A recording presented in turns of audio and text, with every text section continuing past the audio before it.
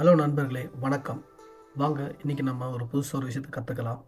NPM மூலம் நம்ம வந்து ரியாக்டில் வந்து ஒரு போர்ட்ஃபோலியோ க்ரியேட் பண்ண போகிறோம் React.jsல. ஸோ வாங்க அதை எப்படி க்ரியேட் பண்ணலான்னு சொல்லிட்டு உள்ளே போய் பார்க்கலாம். ஸோ இப்போ இந்த டிஸ்பிளேயில் நான் வந்து லெட்டர்ஸை கொடுத்துருக்கேன் என்னென்ன பண்ணணும் அப்படின்னு சொல்லிட்டு அதே தான் வீடியோவாக இருக்க போகுது. இப்போ நமக்கு முக்கியமாக நம்ம சிஸ்டத்தில் Node.js இருக்கணும். Node.js எப்படி இன்ஸ்டால் பண்ணுறதுன்னு சொல்லிட்டு வாங்க நம்ம பார்க்கலாம். ஸோ நான் லிங்க் கொடுத்துருப்பேன். அந்த லிங்க் நீங்கள் கிளிக் பண்ணி உள்ளே போனீங்கன்னா நேராக டவுன்லோடுக்கு போயிடும். ஸோ இல்லைனா இப்படி போய் Node.js டவுன்லோட் நீங்கள் கிளிக் பண்ணிங்கன்னா நேராக அங்கே போயிடும். ஃபர்ஸ்ட் லிங்க் நீங்கள் கிளிக் பண்ணிங்கன்னா அது நேராக அதுக்குள்ளே போய்டும். 64 பிட்டு நம்ம எல்எஸ்டின்றது ரீசெண்டாக யூஸ் பண்ணுறது. பட் நம்ம வந்து விண்டோஸ் இன்ஸ்டாலர் m.ms இதை நம்ம டவுன்லோட் பண்ணால் போதும். இதை கிளிக் பண்ணிங்கன்னா அங்கே டவுன்லோட் ஆகிட்டுருக்கு. ஸோ அதை நம்ம டவுன்லோட் பண்ணதுக்கப்புறம் அதை இன்ஸ்டால் பண்ணி சும்மா நார்மல் இன்ஸ்டால் தான். நெக்ஸ்ட் கொடுத்தாலும் அது இன்ஸ்டால் ஆகிடும். அது இன்ஸ்டால் இருந்தால் மட்டும்தான் npm and npxன்னு சொல்லிட்டு உள்ள கமாண்டு ஒர்க் ஆகும், இல்லைனா ஒர்க் ஆகாது. ஸோ பார்த்தீங்கன்னா டவுன்லோட் ஆகிடுச்சு. 2 தடவை நீங்கள் கிளிக் பண்ணிங்கன்னா இல்லை ஃபோல்டர் ஓப்பன் பண்ணி நீங்கள் இன்ஸ்டால் கொடுத்தீங்கன்னா இன்ஸ்டால் ஆகிடும். அது வெரி சிம்பிள் இது இன்ஸ்டால் பண்ண. ஸோ இதுக்கப்புறம் நம்ம வந்து உள்ளே போய்ட்டு ஃபோல்டரை கிளிக் பண்ணி இந்த ஃபோல்டர் க்ரியேட் பண்ணிவிட்டு அந்த ஃபோல்டரில் கமாண்ட் cmd அடித்தோம்னா நம்ம ஓப்பன் ஆன கமாண்ட் கோட் ஸ்பேஸ் விட்டு டாட் கொடுத்தீங்கன்னா விஷுவல் கோட் ஓப்பன் ஆகிடும்.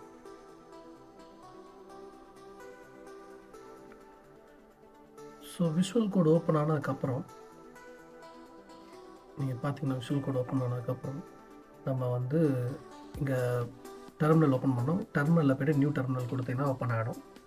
ஸோ நியூ டெர்மினல் ஓப்பன் பண்ணோம்னா npm create Vite அப்படின்னு சொல்லிட்டு நம்ம அடிக்க போகிறோம். VIT அப்படின்னு நம்ம அடிக்க போகிறோம்.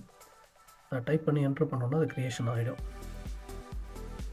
அது எதுக்காக யூஸ் ஆகுதுன்னு பார்த்தீங்கன்னா நம்ம வந்து என்ன ப்ராஜெக்ட் யூஸ் பண்ண போகிறோம், அது ஒரு ஃப்ரேம் ஒர்க் தான்.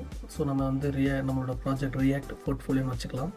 ப்ராஜெக்ட் நேம் அதில் டைப் பண்ணோம், React போர்ட்ஃபோலியோன்னு சொல்லிட்டு ப்ராஜெக்ட் நேமை டைப் பண்ணிவிட்டு அப்புறம் என்ட்ரு போய்ட்டு இதில் ரியாக்ட் நம்ம கிளிக் பண்ண போகிறோம். React கிளிக் பண்ணதுக்கப்புறம் நம்ம ஜாவா ஸ்கிரிப்ட் தான் நமக்கு தேவை. இதுக்கப்புறம் நம்ம இதை என்ட்ரு பண்ணோம்னா இப்படி வந்துடும். ஸோ இதில் cd டைப் பண்ணி நம்ம React அந்த ஃபோல்டருக்குள்ளே போகிறோம். React அண்ட் போர்ட்ஃபோலியோன்னு சொல்லி டைப் பண்ணால் அந்த ஃபோல்டருக்குள்ளே நம்ம போயிடுவோம். அந்த ஃபோல்டருக்குள்ளே நம்ம போனதுக்கப்புறம் npm installed அப்படின்னு சொல்லி நம்ம டைப் பண்ண போகிறோம். ஸோ இது இன்ஸ்டால் ஆக கொஞ்சம் டைம் எடுக்கும். ஸோ அதனால் நான் அதை ஃபார்வர்ட் பண்ணுறேன். ஸோ இப்போ npm நம்ம டைப் பண்ணி அது இன்ஸ்டால் ஆகிடுச்சு. ஸோ இது வந்து Node.js இல்லைனா இன்ஸ்டால் ஆகாது. ஸோ Node.js ரொம்ப முக்கியம், அதோட பாத் எல்லாமே ரொம்ப முக்கியம். ஸோ விஷுவல் கோடு அதே மாதிரி தான் இன்ஸ்டால் பண்ணியிருக்கணும். வேறு எதாவது விஷுவல் கோடில் தான் நம்ம பண்ண முடியும். ஸோ இப்போ இன்ஸ்டால் ஆகிடுச்சு. வாங்க இது இன்னும் நான் ஃபோல்டர் க்ரியேட் பண்ணியிருக்குன்னு பார்க்கலாம். ஸோ இப்போ இந்த ஃபோல்டர் நம்ம கிளிக் பண்ணோம்னா இங்கே நோட் மாடல்ஸ்ன்றது பார்த்தீங்களா, இந்த நோட் மாடல்ஸ் க்ரியேட் ஆகிருக்கும். அதுக்கப்புறம் ப்ராஜெக்ட் தேவையான ஃபைல்ஸ் எல்லாமே க்ரியேட் ஆகிருக்கும். இதெல்லாம் நம்ம மாடிஃபை பண்ணிக்கலாம், எல்லாத்தையும் டெலிட் பண்ணிவிட்டு ரிட்டன் ரீக்ரியேட் நம்ம பண்ணிக்கலாம். ஸோ இது ஆட்டோமேட்டிக்கலாக க்ரியேட் ஆகிருக்கும். JSON HTML ஃபைல் அதுவும் க்ரியேட் ஆகிருக்கும். ஸோ இது HTML ஃபைலில் போய்ட்டு நம்ம தேவையான இது GNC டைட்டில், எனக்கு இந்த டைட்டில் தான் வரணும் அப்படின்னு சொல்லிட்டு GNC அப்படின்னு சொல்லிட்டு டைட்டில் நான் கொடுத்துக்கிறேன். இப்போ போர்ட்ஃபோலியோ நான் டைப் பண்ணிக்கிறேன்.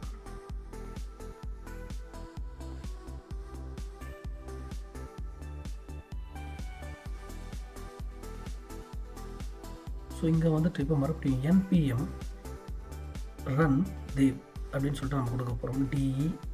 dev. ஸோ அது நம்ம கொடுத்த உடனே நம்ம ப்ரௌசருக்கான அந்த இது ரன் ஆடுறது நம்ம ப்ரௌசரில் போய் செக் பண்ணிக்கலாம் எப்படி இருக்குது நம்ம ப்ராஜெக்ட். அதோட லிங்க் அந்த லோக்கல் ஹோஸ்ட் 5 சம்திங் இருக்குல்ல, அந்த லோக்கல் ஹோஸ்ட்டில் தான் நம்ம போய் செக் பண்ண போகிறோம். ஸோ ப்ரௌசர் ஓப்பன் பண்ணி எப்படி இருக்குன்னு பார்த்துக்கலாம். ஸோ இப்படி தான் இருக்கும் Vite ப்ளஸ் React.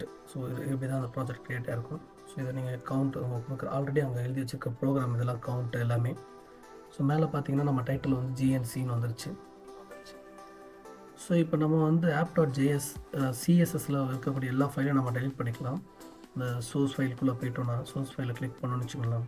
கிளிக் பண்ணோன்னா இருக்கும் app.css. அதில் இருக்கிறது எல்லாமே நமக்கு தேவையில்லை, அதை நம்ம டெலிட் பண்ணிடலாம். ஸோ டெலிட் பண்ணுறதுக்கப்புறம் app.jsxல வந்து இது தேவையில்லாத இந்த ஃபைல்ஸ் எல்லாத்தையும் நம்ம ரிமூவ் பண்ணிவிட்டு இதெல்லாமே அவங்க அந்த கவுண்ட்டுக்காக கொடுத்த ப்ரோக்ராம்ஸ் அது நம்ம எல்லாமே A to Z எல்லாத்தையுமே டெலிட் பண்ணிடலாம். நம்ம புதுசாக க்ரியேட் பண்ண போகிறோம். ஸோ இங்கே div நம்ம அடிக்க போகிறோம்.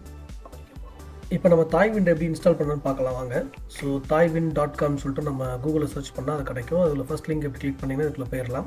ஸோ இதுக்குள்ளே கெட் ஸ்டார்ட் கொடுத்துட்டு அதுக்கப்புறம் ஃப்ரேம் டீட்டெயிலுக்குள்ளே போய்ட்டு அதில் வெயிட் கொடுத்திங்கன்னா இந்த மாதிரி வந்துடும். இதில் ஃபஸ்ட்டு நம்ம ஆல்ரெடி பண்ணிட்டோம். செகண்ட் இதில் வந்து இன்ஸ்டாலேஷன் Tailwind CSSல ஃபஸ்ட்டு லைனை காப்பி பண்ணி அதை டெர்மினலில் சிடி போட்டு நம்ம அந்த ஃபோல்டருக்குள்ளே போய்ட்டு இன்ஸ்டால் பண்ணுறோன்னா இன்ஸ்டால் ஆகிடும்.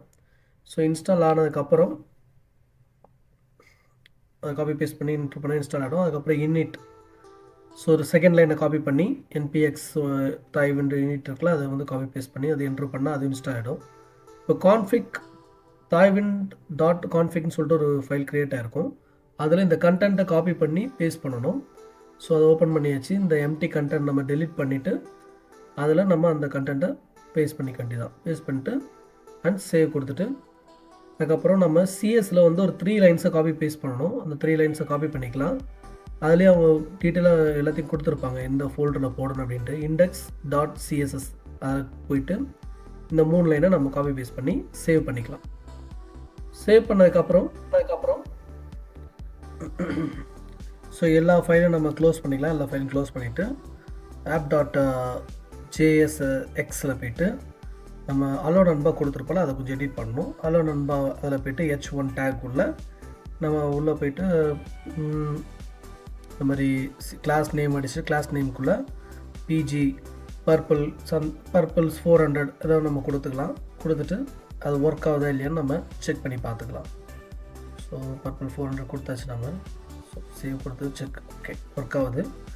ஸோ இவ்வளோ தான் ஃப்ரெண்ட்ஸ். இதுக்கப்புறம் நம்ம வந்து அடுத்த கட்டத்தை பார்ப்போம்.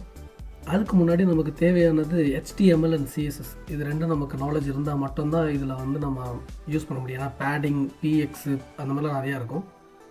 ஸோ அதுக்கெல்லாம் வந்து HTML அண்ட் CSS நாலேஜ் வேணும். அதுக்காக நான் ரெஃபர் பண்ணுறது வந்து கோட் டைரின்னு சொல்லிட்டு ஒரு யூடியூப் சேனல். அதில் போய் பாருங்கள், அவங்க ஃபுல் கோர்ஸ் எடுத்துருக்காங்க. அதை பார்த்துட்டு இதை பார்த்தீங்கன்னா கொஞ்சம் ஈஸியாக இருக்கும். உங்களுக்கு டிஸ்கிரிப்ஷனில் லிங்க் தரேன். அண்ட் நெக்ஸ்ட் வீடியோ பார்ப்போம். உங்களிடம் விடைபெறுவது உங்களோட GNC. பாய் பாய் பாய் பாய் பாய்.